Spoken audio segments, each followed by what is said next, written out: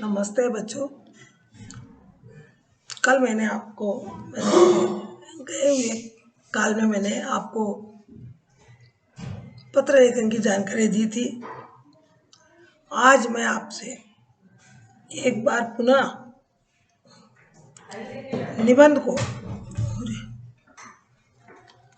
निबंध जिसके किस तरह से लिखा जाता है और अगर उस नियम को फॉलो करेंगे हमारा निबंध सरल और सुंदर बन जाएगा। इसके लिए हमें जैसे आज आपको एक आधुनिक समाज में नारी का स्थान बताया गया है। पूछे समझो कोई कि आधुनिक स्थान में नारी का स्थान क्या है। आधुनिक का अर्थ तो आपको पता ही है कि आज के युग में जो चल रहा है उसको कहते हैं आधुनिक। जो बीत चुका वो प्राचीन। तो इसमें मैंने आपको पहले बताया था कि पॉइंट आपको याद होंगे। पुनः एक बार आप उसको अपने इसमें मिलाइए कि वह है आपके प्रस्तावना आर भूमिका, फिर उसके बाद में उसका वर्णन, फिर उससे सार क्या निकलता है नाटक से, इसका लाभ और हानि उसी में आ जाएगा। हानि तो कुछ नहीं है, लेकिन बस इसके आप विस्तार वर्णन और इससे निष्कर्ष क्या आप निकाल सकते हैं इसके राय से। तो देखिए, आधुनिक समाज में नारी का स्थान विषय पर क्या होता है।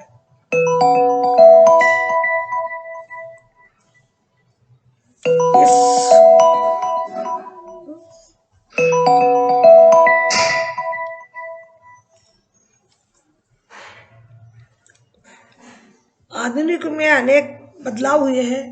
उस प्राचीन समय की बात को अगर लेकर विवरण करें तो प्राचीन समय में नारी को पर्दे की आड़ में रहने की प्रथा थी, लेकिन आज युग इतना बदल चुका है कि महिलाओं को कई स्थितियों में बदलाव माना जाता है। पहले पढ़ाई के क्षेत्र में बस उनका यही ख्याल था कि उन्हें घर के चार दीवारी में ही रहना है, लेकिन आज ऐसा देखा जाए तो नारी पुरुषों से भी आगे है। तो आधुनिक जगत में नारी का स्थान क्या है, इसी बात पर हमको विवरण करना है। आधुनिक युग में अनेक बदलाव हुए, इनमें एक महिला है कई स्थितियों में बदलाव माना जा सकता है। आजकल महिला अबला नहीं सबला हो गई। पहले ऐसे सोचते थे कि महिला किसी के ऊपर डिपेंड है, अबला मानी जाती थी, लेकिन आज मैं अपने विचार से बताती हूँ कि सीता जी को जहाँ पर बिठा दिया गया वो वहाँ बैठ गई। हालांकि उसने पूरा व्रत का नियम पालन किया जरूर, लेकिन उसके अंदर इतना पावर नहीं था कि वो जाकर स्वयं राम से मिल ले। तो यही आधुनिक युग का लाभ है। लेकिन एक तरफ से देखा जाए तो आज के इस बदलाव में नारी एक क्या उपमा दूं मैं उस नारी को जो अपने आप को क्या समझती है, उसको ही पता नहीं, क्योंकि उसको अब सब कुछ फ्रीडम मिल चुका है। अब वो किसी की मानती नहीं है। आजकल तो इतना बदलाव आया है, इसलिए बेचारे पुरुष वर्ग को किस तरह से चुप रहना पड़ता है। तो देखिए महिला अबला नहीं सबला हो गई। महिलाओं ने अपने ऊपर बंदी रूढ़ी और बेड़ियों को तोड़ दिया। उनके ऊपर जो रूढ़ियाँ थी, रूढ़ियाँ इन्हें रीति रिवाज, और जो बेड़ियाँ इन्हें बंधन, वो सब तोड़ दी। आज उसके समाज की स्थिति आज सुधरी हुई। पर इसलिए अधिकांश लोग देखिए आप लोग कि पुरुषों से भी ज्यादा कार्य नारी निभा रही है। अब देखिए इस भूमिका में हमने नारी का बताया। अब उससे के आगे आपको इससे विस्तार बताना है। भारत समाज में महिलाओं के ऊपर अनेक बंधन थे। बंधन है, आपने भी मीरा का भी पढ़ा होगा कि मीरा भी राजपूत घराने की नारी थी और उसने प्रभु कृष्ण की भक्ति में अपना सब कुछ लाज लज्जा शर्म छोड़ दिया। तो उन लोगों ने उसको अपने घर से निकाल दिया था, क्योंकि वो प्रथा थी। लेकिन एक तरफ से ये भी कहती कि वो प्रथा बहुत अच्छी थी। आज नारी नई चामुंडी बनी हुई है, इतनी अबला से सबला इतनी बन चुकी है कि वो सबको अपने मुट्ठी में रखती है। अब देखिए स्थिति यहाँ तक पहुंच गई कि घर में बेटियों में जन्म लेने पर शोक मनाया जाता है। शोक पहले भी बोलते थे, नहीं बोल के नहीं है, लेकिन आज के युग में नारी का जन्म, बेटी का जन्म एक भार स्वरूप होता है। लेकिन वह लड़की अपने आप पर पैरों पर खड़ी होकर अपना जीवन ये करती है। लेकिन वह कितनी आगे बढ़ती है ये आप लोग भी जान सकते हो। भले इसमें जितना ज्यादा नारी का पढ़ा लिखा और नारी का आगे बढ़ना जीवन के स्तर को कितना, घर के स्तर को कितना गिरा चुका है, ये भी आप ध्यान में रखिए। लेकिन आज स्थिति बदली है। उदाहरण के लिए पीछे ओलंपिक खेल में ले लीजिए, भारत की बेटियों में अनेक पदक मिल जाए। ओलंपिक खेल में आपने देखा पुरुषों ने वो काम नहीं किया जो नारी ने कर दिया। अनेक ओलंपिक पदक को उसने जीत लिया है। महिलाओं में प्रत्येक क्षेत्र में अपना विकास किया है। आज पढ़ाई, विज्ञान, खेल, नौकरी, व्यापार, राजनीति, शिक्षा, सेना आदि महत्वपूर्ण क्षेत्रों में महिलाओं ने सफलता के झंडे गाड़े हैं। ये बात तो 100% भी सही है, 100% सही है। किंतु आज भी ऐसे लोगों की कमी नहीं जो महिलाओं को पीछे मानते। लेकिन आज भी लोग सोचते हैं कि महिला हमारे पीछे है। वे महिलाओं को परंपराओं के नाम पर घर में कैद करके रखना चाहते हैं। एक बड़ा खतरा यह भी है, महिलाओं के साथ होने वाले अपराधों में भी दिन प्रतिदिन वृद्धि हो रही है। आप जो मैं नीचे आपको ओपिनियन में बोलने वाली थी कि दिन पर दिन आए दिन खतरा, भागना, घर को छोड़ना, पति को छोड़ना, ये सारी बातें भी आज इसी माध्यम से हो रही है। क्योंकि इतनी बड़ी चढ़ी हो गई है, वो किसी का उनको डर ही नहीं है, किसी की शंका ही नहीं है। ये भी काम हो रहा है। दिल्ली का निर्भया केस इसका उदाहरण है। आधुनिक महिलाएं क्योंकि घर से बाहर निकल कर काम करती है, अतः उसके सामने चुनौतियां अनिवार्य कि हमें कैसे करना है। लेकिन इतनी अपने आप को वो फ्रीडम समझ लेती है,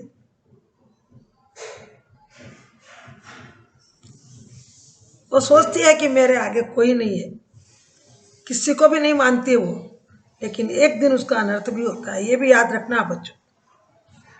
आधुनिक महिला के ऊपर दोहरी जिम्मेदारी। यदि आप घर के बाहर काम करती है तो घर का सारा काम उसे संभालना पड़ता है। महिला इस भूमिका को बखूबी निभा रही है और ये काम सिर्फ महिला भी कर सकती है, पुरुष तो बिल्कुल नहीं कर सकते। न उन्हें अपना बढ़ावा देते हैं, न कोई बड़ी बात बोलते। वो उनका काम है सिर्फ बाहर का पैसे कमाने की, बस यही उनकी है।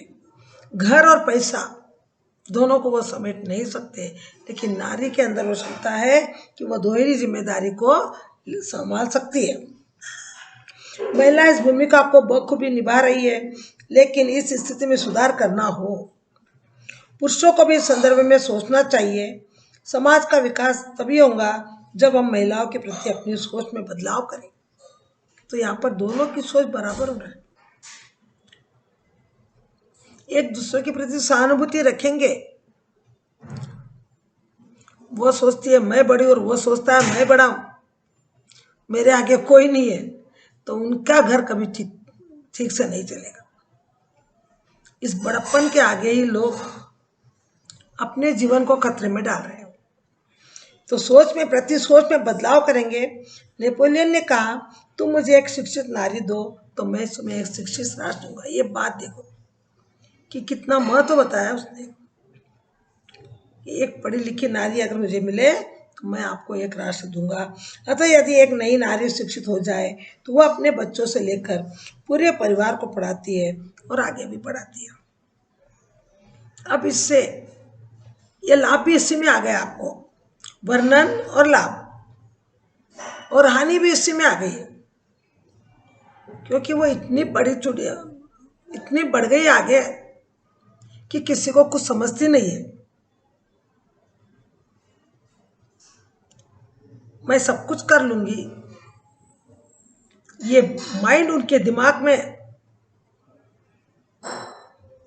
ऐसा बैठ गया है, ताकि वो अभिमान के चक्कर में क्या हो जाती है, फंस जाती है। ये हानि हो रही है।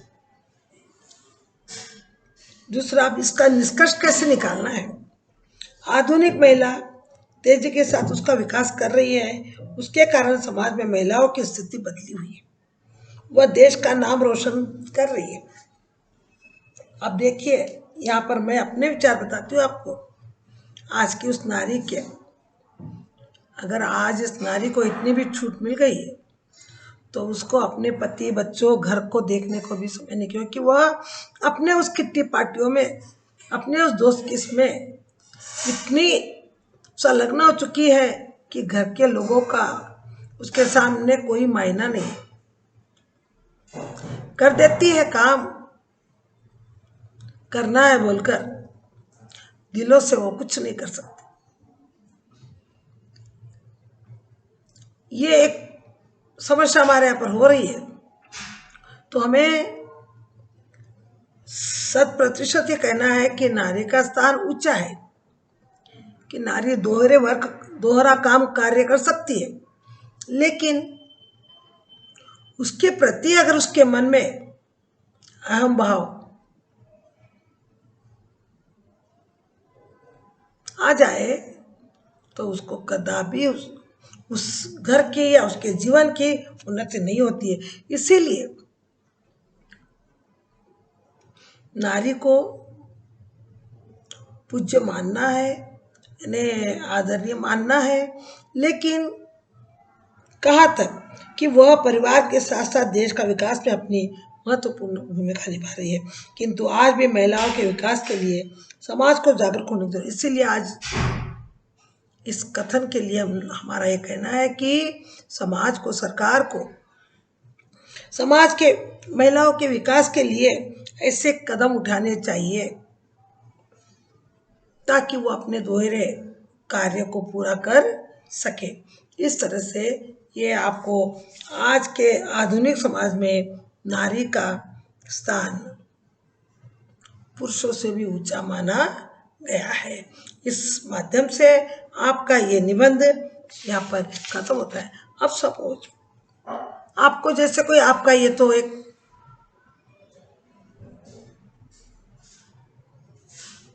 किसी त्योहार पर अगर आपको आ जाए कोई निबंध,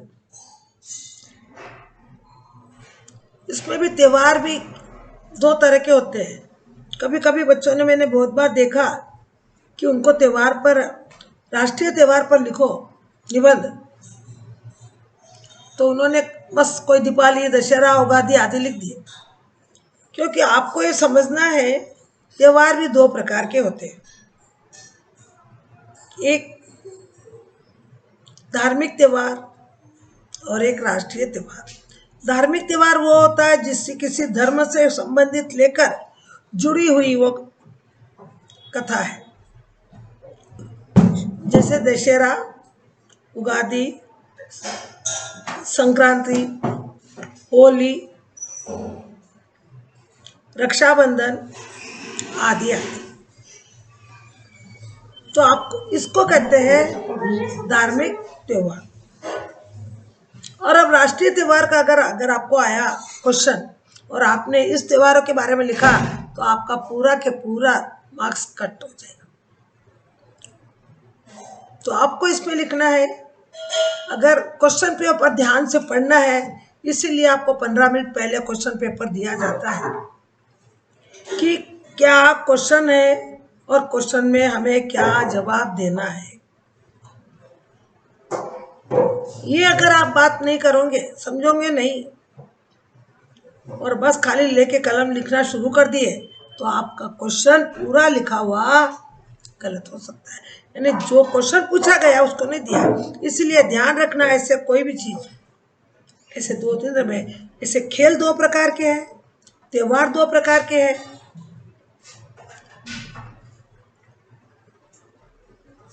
पुस्तकालय 4 प्रकार की है, समाचार पत्र कई प्रकार के हैं, 1 से लेकर 1 डे का लेकर आपको वार्षिक समाचार पत्र तक आता है। तो ऐसे ही इन प्रकारों को समझकर अगर हम लोग एक्सप्लेन करेंगे तो जरूर हमको अच्छे मार्क्स की प्राप्ति होगी। तो देखिए, अभी आज मैंने आपको त्योहार के बारे में अब आप लोगों को धार्मिक त्योहार लिख रहे, समझो। अब धार्मिक त्योहार में आप कोई भी अपना विषय, या आपको मैं बता दूं दीपावली, तो दीपावली के फर्स्ट पॉइंट आप नोट कर लेना क्या क्या है। देखिए, नोट करिए, अभी भी सुनते समय भी और पढ़ते समय भी। फर्स्ट आपको लिखना प्रस्तावना, सेकंड वन प्रस्तावना और भूमिका, सेकंड वन प्रकार, थर्ड वन वर्णन, फोर्थ वन लाभ, फिफ्थ वन हानि, सिक्स्थ वन उपसंहार। कितने पॉइंट हो गए आपके इसमें? 6। अब देखिए, प्रस्तावना में आप उस जो विषय आपको दिया गया है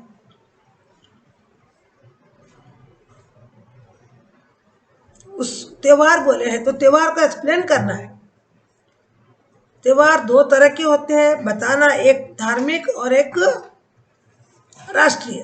धार्मिक त्योहार के 2-3 नाम लिखना, राष्ट्रीय त्योहार के नाम लिखना 2-3, इस तरह से बताना। और यहाँ पर हम लोग धार्मिक त्योहार दीपावली के बारे में पढ़ रहे, तो फिर उस प्रस्तावना में आपको ये लिखना है कि दीपावली त्योहार, इसका नाम दीपावली क्यों पड़ा, ये क्वेश्चन का बताया। तो दीप प्लस आवली, इन 2 शब्दों के मेल से दीपावली पड़ा। कहते हैं कि इस त्योहार में सर्वत्र जगह में एक नहीं अनेक दीप जलते, एक एक घर में कम से कम अनेकानेक दीप जलते हैं, इसीलिए इसका त्योहार का नाम दीपावली कहा जाता है। और यह त्योहार प्रभु राम लक्ष्मण और सीता के 14 वर्ष के वनवास को पूर्ण करके अयोध्या आए तो लोगों ने उनका दीप जलाकर स्वागत किया, और उसी की आवृत्ति हर साल दीपावली के रूप में आज भी मनाई जाती है। वो तो एक ही बार आए थे, लेकिन आज हर साल उसके आने के दिन, दीपावली के दिन अमावस की रात उनका आगमन हुआ था, इसीलिए। और तीसरी बात है, कहते हैं कि इस त्योहार पर लक्ष्मी पूजन किया जाता है। कुछ भी हो, दीपावली स्वच्छता, प्रेम, प्रतीक और समृद्धि का त्योहार है। ये हो गई आपकी प्रस्तावना। अब आपको लिखना है प्रकार। आपने बता दिया कि प्रकार दो तरह के प्रकार, दो तरह के त्योहार होते हैं। अब तीसरा आपको लिखना है वर्णन, लाभ। अब ये त्योहार कब आता है, क्या क्या करते हैं, कौन सी तैयारी करते हैं और उस दिन विशेष किसकी पूजा की जाती है। हर एक त्योहार पर विशेष भगवान की पूजा होती है, तो वो आपको देखना है, तो वही लिखना है आपको ये त्योहार। अब देखिए ये त्योहार अंग्रेजी मास के अनुसार कभी अक्टूबर या कभी नवंबर में आता है, और भारतीय मास के अनुसार कार्तिक मास की अमावस्या को ये दिवाली मनाई जाती है। इन यहाँ के आंध्रा और तेलुगु आदि लोगों के लिए तो, क्योंकि कुछ लोगों में महीने का चेंज में भारतीय हम अमावस्या से पूरा, कोई अमावस्या से महीना पूरा करता है और कोई पूर्णिमा से, इसीलिए अन्य प्रांतों में कोई इसको अश्विन मास की अमावस्या को भी कहते हैं। ठीक है। अब इस त्योहार के आने से, यह त्योहार किसके कितने दिन बाद आता है, ये पॉइंट ध्यान रखना। दशहरे के 20 दिन बाद यह त्योहार आता है। यह त्योहार 5 दिन का होता है, भी ध्यान रखना। त्रयोदशी, चतुर्थी, अमावस यानी दीपावली, दीपावली के बाद में नया साल और उसके बाद में भैया दूज। इस तरह से ये 5 दिन का त्योहार विशेष तौर से लोग इसको मनाते हैं। अब देखिए दशहरे के होते ही लोग अपने अपने घरों की साफ सफाई करते हैं, क्योंकि वर्षा ऋतु के बाद यह त्योहार आता है, इसलिए घर में मकड़ी मच्छर अपना अड्डा जमा लेते, तो वो अपना सफाई करते हैं इसी बहाने, और घर में रंग रोगन सभी चीज़ों को व्यवस्थित करके वापस रखा जाता है। मरम्मत भी की जाती है घर की, और रंग रोगन भी लगाया जाता है। अब दिवाली के 8 दिन पहले से माँ घर में तरह तरह की मिठाइयाँ बनाती है, और दिवाली के दिन रात के समय सभी मिठाइयों का उसको प्रसाद के रूप में रखकर, और विशेष करके लक्ष्मी की पूजा उस लाई बोलते हैं चावल की बनी हुई, जैसे पॉपकॉर्न आपका होता है मक्की का, जवारी का, उसी तरह से चावल का बना हुआ एक पॉपकॉर्न होता है, उसको विशेष करके इसकी पूजा में रखा जाता है। और व्यापारी लोग अपने बही खाते यानी अकाउंट इसी दिन बदलते हैं। जैसे उसमें बैंक में देखिए मई महीने में होता है, हमारा इसमें होता है वो अकाउंट, और वो अपना नया अकाउंट खोलते हैं, तो नया अकाउंट खोलने वाली पुस्तिका को भी वो पूजा करते हैं व्यापारीगण, और इस तरह से धूमधाम से लक्ष्मी की पूजा होती है। पूजा होने के बाद विशेष करके बच्चे को बहुत प्रसन्नता होती है, क्योंकि अब उनको पटाखे उड़ाने का समय मिलता है। आतिशबाजी देखते हैं, पटाखे उड़ाते हैं।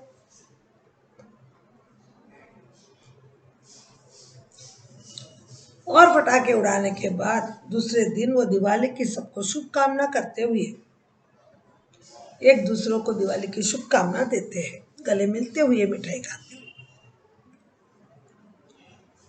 उसके बाद का दिन है भैया भाई दूज, जो बहन अपने भाई को अपने घर बुला के उसकी आरती उतारती है, और उसकी ऊंची लंबी उम्र के लिए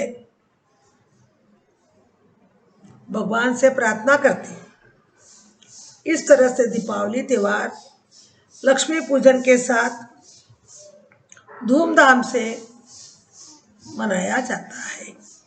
अब इससे लाभ क्या है, एक साइड पे हेडिंग लिखकर लिखना है लाभ। लाभ यह है कि यह त्यौहार वर्षा ऋतु के बाद आता है, तो इसके आने से घर की सारी साफ सफाई हो जाती है। और सबसे बड़ा लाभ यह है कि इस त्यौहार के अंदर कई दिनों से किसी का आपस में मनमुटाव होता है, वो भी क्या हो जाता है, दूर हो जाता है। सब अपने गिले शिकवे अपनी शिकायत भूलकर एक दूसरों से दिवाली की शुभकामना कहते हुए गले मिल जाते हैं। इस तरह से यह त्यौहार बड़े ही लाभदायक त्यौहार है। और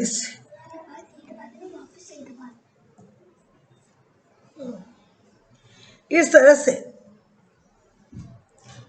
अब इसमें हानि बताया है आपको। हानि क्या है, अब तक हमने इसकी चर्चा की कि ये बहुत ही मजे के साथ आनंद के साथ जीवन में लाभदायक त्यौहार है। लेकिन अब यहाँ पर हानि का प्रश्न आया। हानि क्या है? हानि यह है, इस पवित्र त्यौहार पर सबसे बड़ी जुआ खेलने की प्रथा है, जिसमें कई घर ऐसे हो जाते हैं, जिसमें कई घर कि वो पूरी टाइम जुआ खेल के अपना सारा पॉकेट हार जाते हैं। उनके घर में दीप की जगह चूल्हा भी जलना मुश्किल हो जाता है। दूसरी हानि यह है पटाखों की बढ़ती हुई कीमत, जिसको सभी मध्यम वर्गीय लोग इसका आनंद नहीं ले सकते, खरीद नहीं सकते। तीसरी हानि खतरनाक पटाखे, जो अगर हमारी थोड़ी असावधानी हो तो किसी के घर में घुसकर या आग भी लगा सकते हैं, लग जाती है, लगा सकते नहीं, लग जाती है। और कई ऐसे पटाखे होते हैं जिसको ठीक ढंग से न बनाए जाने से कारण से कुछ ही समय में ऐसा करने गए तब तो वो भ्रष्ट हो जाता है, और उसी के अंदर बच्चों के मुंह पर, आंख पर उन पटाखों का आक्रमण हो जाता है और उस खुशी के माहौल को, वातावरण को दुख में बदल जाता है। इसीलिए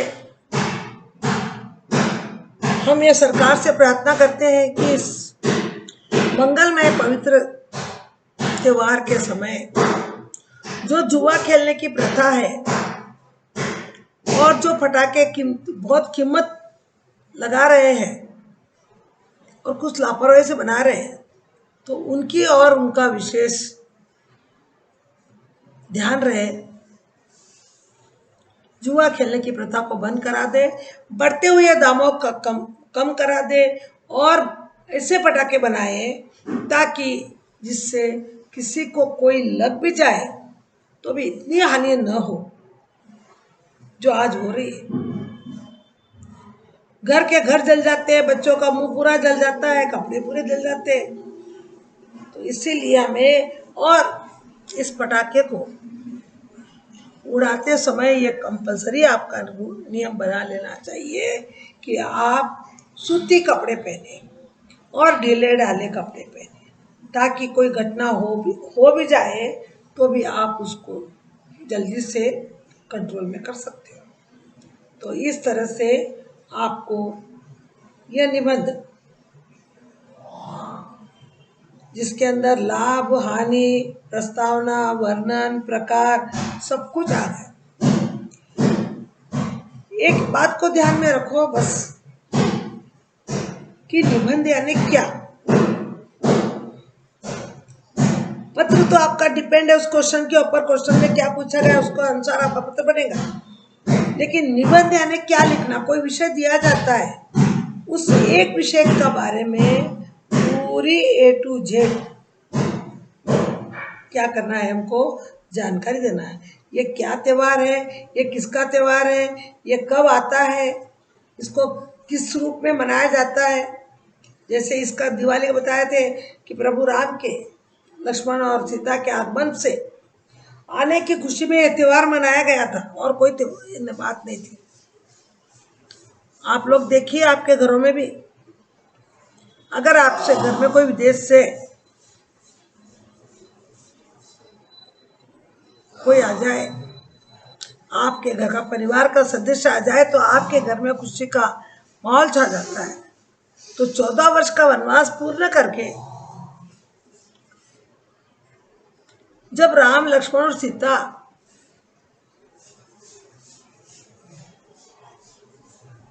अयोध्या को लौटे, तो सिर्फ अयोध्या वासी ने ही नहीं, उनके घर के लोगों ने ही नहीं, बल्कि पूरे अयोध्या वासी ने उनके आगमन की खुशियां मनाई। इसलिए सहस्त्र दीप जलते हैं। सिर्फ घर के लोगों ने नहीं, हमारे घर कोई आया, हमारे घर के हद तक हम उस कार्य को करते हैं। लेकिन उनके आने की खुशी में सभी अयोध्यावासी ने दीप जलाकर, व्यंजन बनाकर उनके आने की खुशी को प्रदर्शन किया। तो तात्पर्य यह है कि हमें यह समझना है कि हर एक त्योहार के पीछे उस कहानी का सार, कहानी के भाव, कहानी का उद्देश्य और कहानी क्यों बनी, कैसे बनी, और इसमें मेन पात्र कौन है। जैसे अभी दीपावली में आप मेन पात्र किसे कहोगे? राम, लक्ष्मण और सीता। इनके ही आगमन की खुशी में यह त्यौहार मनाया जाता है। तो तात्पर्य यह है बच्चों कि पहले उस विषय को देखिए, समझिए और बाद में उसके बारे में एक्सप्लेन करिए। ये हम पढ़ते नहीं है, हमने अपनी जानकारी के थ्रू पर कि दिवाली के समय क्या क्या होता है, क्या क्या बनता है, क्या करते हैं, बस उसके ऊपर आपका ऐसे बन गया। और एक बात जरूर लिखना इस निबंध के अंदर कि दीपावली के दिन देवी लक्ष्मी की पूजा होती है। लोगों का कहना है कि राम लक्ष्मण सीता के आगमन के समान ही जैसे अयोध्या में आए तो चारों ओर उन्नति हुई, उसी तरह से लक्ष्मी की पूजा करने पर लक्ष्मी का आगमन होता है। लक्ष्मी यानी कोई लड़की नहीं, कोई नहीं, लक्ष्मी यहाँ पर धन की देवी को लक्ष्मी कहा। लोगों की यही मान्यता होती है कि जितना हम साफ सुथरा सफाई से करेंगे, श्रद्धा से करेंगे, भक्ति से करेंगे, तो लक्ष्मी देवी हमारे घर आएंगी। बस यही उद्देश्य के साथ वो इस निबंध को पूरा हमें करना है। ऐसे और भी कोई निबंध आ जाए तो पहले आप इसी निबंध के आधार पर, जैसे मैंने इसमें आपको अनुच्छेद साइड रीडिंग बताए हैं, वैसे ही आप साइड रीडिंग को लेकर आप उसका एक्सप्लेन जरूर करेंगे, तो आपको सरलता लगेंगी लिखने में, समझने में सामने वाले को आसान होगा और आपको पूरा पॉइंट टू पॉइंट आपको लिखने को आएगा। इसी उद्देश्य के साथ में आपको शायद अब निबंध लिखने का कला की आपको अच्छी तरह से जानकारी मिल चुकी होगी। और अगर कहीं पर भी आपको शंका समाधान हो रहा है, शंका हो रही है, तो उसका समाधान करने के लिए आप अपने क्लास वर्क बुक में ऊपर हेडिंग देकर, यानी किस में आपको शंका हो रही है, तो यानी इस निबंध में, निबंध का परिभाषा में या विषय की परिभाषा में या कहीं पर कोई भी, जहां कहीं भी आपको थोड़ी भी शंका हो गई हो, आप उस शंका का समाधान साक्षात्कार मिलने पर हम लोग, आप नोट करके रखिए। पर नोट ये है, बात सच्ची कि जब आप पूछेंगे तभी मैं आपको बता सकूं। आप अगर आपकी शंका को नहीं पूछेंगे तो आपका समाधान नहीं होगा और मुझे कुछ पता चलेगा। इसीलिए आप अपनी शंका का समाधान करने के लिए जो भी शंकाएं हैं, जो भी शब्द हैं, आप उनको अपने नोटबुक में कॉपी कर लीजिए, ताकि मिलने पर मैं आपको उस शंका का समाधान कर दूंगी। बाकी तो मुझे पता नहीं आपके मन में क्या शंका होंगी और क्या नहीं, तो जब तक आप पूछेंगे नहीं तो मैं बता नहीं सकूंगी। बस मेरा काम है पढ़ाना। अब उसमें आपको शंका आने पर भी आपने शंका का समाधान नहीं किया, डरना नहीं है हमको। हम पढ़ने के लिए आए हैं, अध्यापक सामने है, तो अपनी शंका का समाधान हमें करने का जो अवसर मिला है उसे खोना नहीं चाहिए। इस बात को बच्चों ध्यान में रखो। और बार बार आपसे यही बात प्रार्थना है कि आप अपने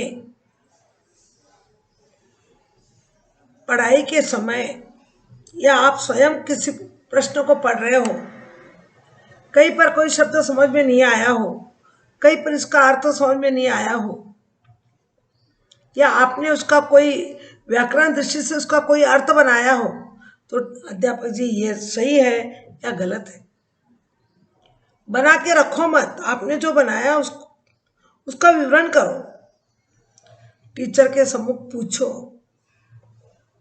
ताकि उसमें सही है तो सही बताया जाएगा।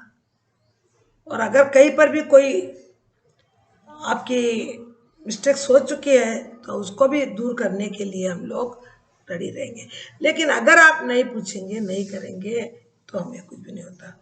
अब इसी पाठ के माध्यम से आपने देखिए, निबंध मैंने कल भी बताया था आपको कि जानवरों पर भी निबंध आ सकता है, इंसान के ऊपर भी निबंध आ सकता है, खेल का भी निबंध आ सकता है, पढ़ाई के ऊपर भी निबंध आ सकता है, नर और नारी इसके ऊपर भी निबंध आ जाता है। आज के युग में पढ़ाई का महत्व ये भी निबंध आ सकता है। बस सार यही है कि आपको उसके बारे में एक्सप्लेन करना आना चाहिए। और एक्सप्लेन करने के लिए आप ये मुख्य पॉइंट जो साइड में मैंने बताया आपको, प्रस्तावना, भूमिका,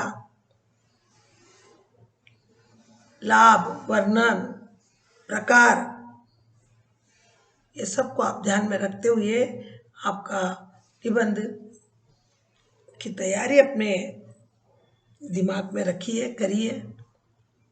पर एक बात है, अगर एक बार अगर आप उस निबंध के नियमों को, निबंध के पॉइंटों को अगर फॉलो कर लेंगे तो फिर कभी आपको दिक्कत नहीं आएगी। इस बात का आप पूरा पूरा ध्यान रखिए। एक छोटी सी चीज को हमेशा माइंड में रख दो। इसके लिए देखिए, आप लोग, एक उदाहरण आपके लिए बता रही हूं।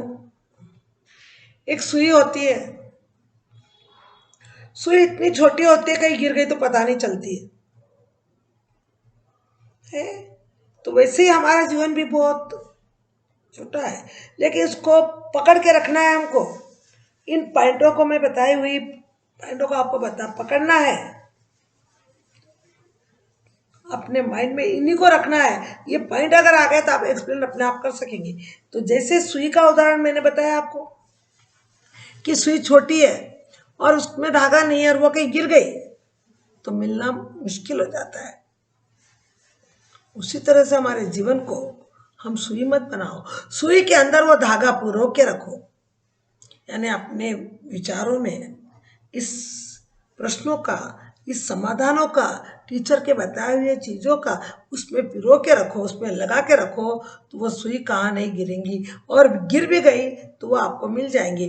वैसे ही आप अगर भूल भी गए तो जो आपके पास जो पॉइंट है उसके जरिए आप उसको वापस से लिख सकते हो। इसी के साथ आपका आज का क्लास समाप्त होता है। मुझे आशा है कि आप लोगों ने शायद अच्छी तरह से सुना समझा होगा। धन्यवाद।